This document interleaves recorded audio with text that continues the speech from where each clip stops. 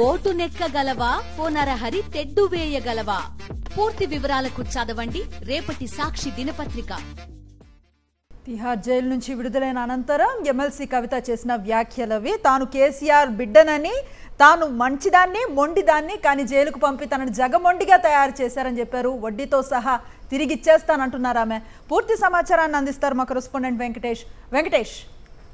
Tihar jail నుంచి బయటకు వచ్చిన తర్వాత భావోద్వేగంగా కవిత మీడియాతో మాట్లాడిన దృశ్యాలవి. తాను మొండిదాన్ని, మంచిదాన్ని, కానీ జైలుకు పంపి తనను జగమొండిగా తయారు చేశారు, వడ్డీతో సహా తిరిగిస్తానంటున్నారు ఆమె. పూర్తి సమాచారాన్ని మా కరెస్పాండెంట్ వెంకటేష్ ఢిల్లీ నుంచి అందిస్తారు. వెంకటేష్, 5 నెలల తర్వాత కవిత జైలు జీవితం నుంచి బాహ్య ప్రపంచంలోకి అడుగుపెట్టారు. తిహార్ జైలు బయట ఆమె సోదరుడు కేటీఆర్, హరీష్ రావు స్వాగతం పలికారు. ఆమెతో అలాగే బీఆర్ఎస్ నాయకులు కూడా పెద్ద సంఖ్యలో ఆమెకు తిహార్ జైలు బయట స్వాగతం పలికారు. ప్రధానంగా సందర్భంగా ఆమె మీడియాతో మాట్లాడారు. ప్రధానంగా ఈ కేసులో తనను అన్యాయంగా ఇరికించారనేటువంటి అంశాన్ని ఆమె ప్రస్తావించారు. ఎవరైతే తనను జైలు పాలు కావడానికి కారణమో వారందరినీ కూడా వారికి భరతం పడతాను, ఖచ్చితంగా వారికి తగిన మూల్యం వడ్డీతో సహా చెల్లించేలా చేస్తాననేటువంటి విషయాన్ని ఆమె ప్రతినబూలినటువంటి పరిస్థితి మనం చూసాం. సో కన్నీరు పెడుతూ ఏడుస్తూ ఆమె మాట్లాడినటువంటి సందర్భం మనకు కనపడింది. చాలా 5.5 నెలల తర్వాత ఆమె బాహ్య ప్రపంచంకి రావడంతో ఒకసారిగా ఆమె ఉద్వేగానికి లోనయ్యారు.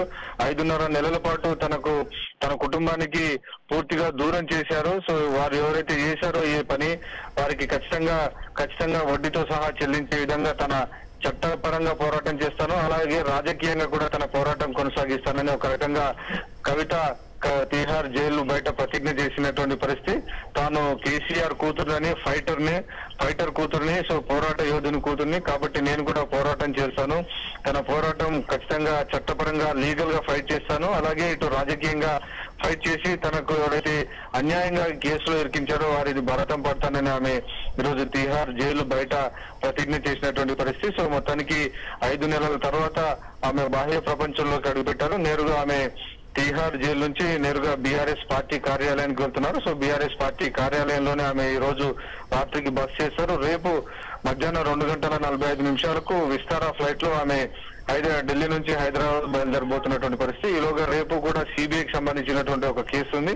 ఆ కేసులో ఆమె వర్చువల్ గా హాజరయ్యేటువంటి అవకాశం మనకు కనబడుతుంది. సో మొత్తానికి 5 నెలల పాటు ఆమె పూర్తిగా తిహార్ జైల్లో 4 గోడల మధ్య జీవించాల్సినటువంటి పరిస్థితి. తన పిల్లలకు, తన కుటుంబానికి దూరం చేశారని తీవ్రమైనటువంటి భావోద్వేగానికి లోనై ఆమె కన్నీళ్లు పెట్టుకున్నటువంటి పరిస్థితి మనకు తిహార్ జైలు బయట కనబడింది. సో ఆమె తన వాహనంలో పైకి ఎక్కి ఆమె మొత్తం దీనికి సంబంధించినటువంటి విషయాలపైన తన యొక్క భావాలన్నిటిని కూడా పంచుకున్నటువంటి పరిస్థితి. సో మొత్తానికి ఈ తదుపరి కార్యక్రమంగా రాజకీయంగా తన పోరాటం కొనసాగుతుందని కూడా స్పష్టం చేశారు. భయపడేటువంటి ప్రసక్తి లేదు, తాను మొండిదాన్ని, ఖచ్చితంగా ఈ కేసుకు సంబంధించి అంతు తేలే వరకు కూడా తాను రాజకీయంగా న్యాయపరంగా పోరాటం చేస్తానని తన క్యాడర్ కు, అక్కడికి వచ్చినటువంటి క్యాడర్ ను కూడా పూర్తిగా వారందరికీ అవసరమైనటువంటి ఒక జోష్ బీఆర్ఎస్ వర్గాల్లో కూడా ఆమె జోష్ నింపినటువంటి పరిస్థితి మనకు కనబడింది.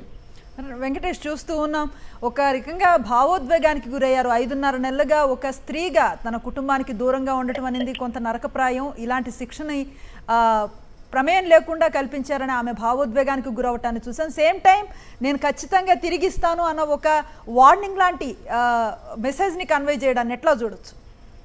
ఖచ్చితంగా ఆమె తనతో వెంట నిలిచినటువంటి పార్టీ అభిమానులు గానీ, తన సొంతంగా ఉన్నటువంటి జాగృతి అభిమానులందరూ కూడా ఆమెను ఉద్దేశించి తన పోరాటం కొనసాగుతుంది, భయపడేటువంటి ప్రసక్తి లేదు, వెనకడు వేసేటువంటి ప్రసక్తి లేదు అనేటువంటి విషయాన్ని ఈ రోజు కవిత స్పష్టంగా తన క్యాడర్ కు, తన అభిమానులందరూ కూడా స్పష్టంగా వినిపించినటువంటి పరిస్థితి సందర్భం మనకు కనబడుతుంది.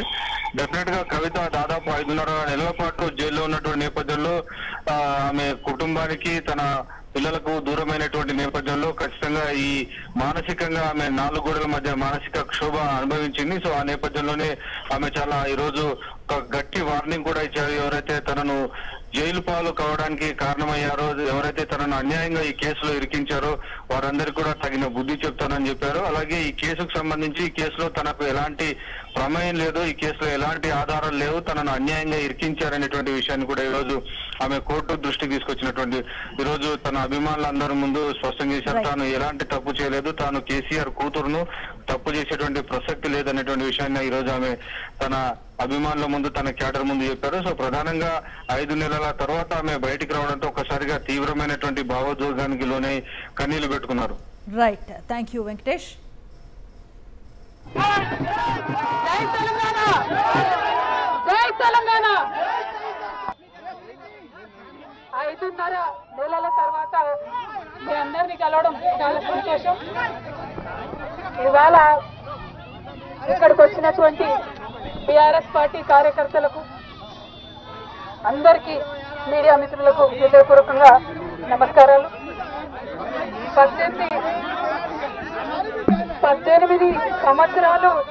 18 సంవత్సరాలు నేను రాజకీయాల్లో ఉన్నాను. ఎన్నో ఎత్తుపల్లాలు చూశాను. కానీ పర్సనల్ గా నాకైనా నా కుటుంబానికైనా ఒక తల్లిగా పిల్లల్ని వదిలి 5.5 నెలలు ఉండడం అన్నది చాలా ఇబ్బందికరమైన విషయం.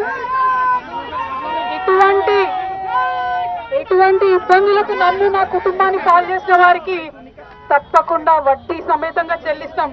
సమయం వస్తుంది, తప్పకుండా చెల్లిస్తాం. అదేవిధంగా ఇటువంటి కష్ట సమయంలో మాకు మా కుటుంబానికి తోడున్నటువంటి వారందరికీ హృదయపూర్వకంగా పాదాభివందనాలు తెలియజేస్తా ఉన్నాం. అందరికీ కూడా ధన్యవాదాలు.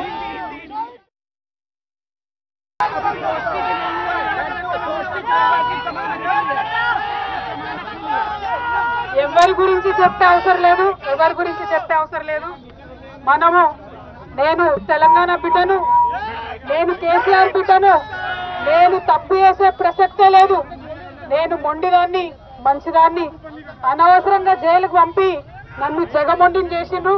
ఇంకా ప్రజాక్షేత్రంలో గట్టిగా పనిచేస్తాం, కమిట్మెంట్ తో పనిచేస్తాం. అందరితో కూడా నిలబడి ఉంటామని తెలియజేస్తున్నాం. We were always tough. We are fighters.